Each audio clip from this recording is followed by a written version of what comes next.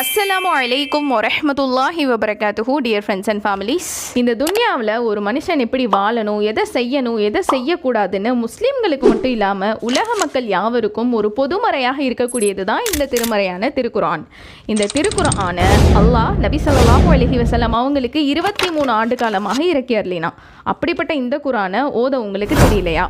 அப்போது நீங்கள் ஜாயின் பண்ண வேண்டியது நம்ம ரஹ்மானியா குர்ஆன் அகாடமி.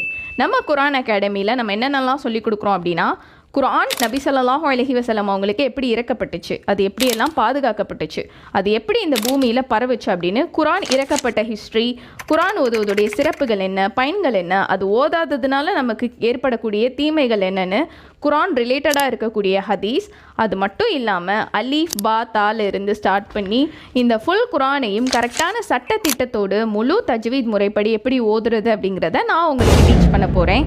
இந்த class morning 10 to 11, evening 5 to 6ன்னு 2 டைமிங்கில் உங்களுக்கு ஜூம் ஆப்பில் லைவ் கிளாஸஸாக நம்ம கண்டக்ட் பண்ண போகிறோம். நம்ம கிளாஸில் ஜாயின் பண்ணக்கூடிய எல்லோருக்குமே ஆஃப்லைனில் நம்ம சர்டிஃபிகேட்டும் ப்ரொவைட் பண்ணுறோம். நம்ம ரஹ்மானியா குர்ஆன் அகாடமி கண்டக்ட் பண்ணக்கூடிய இந்த 5th பேட்சுக்கான கிளாஸஸ் வர ஜூன் ஆக போது. இதுக்கான அட்மிஷன்ஸ் இப்போ போயிட்டுருக்கு. நீங்களும் இந்த கிளாஸில் என்ரோல் பண்ணணும் அப்படின்னா ஸ்க்ரீனில் தெரிகிற நம்பரை காண்டாக்ட் பண்ணுங்கள். அஸ்ஸலாமு அலைக்கும் வரஹ்மத்துல்லாஹி வபரகாத்துஹு.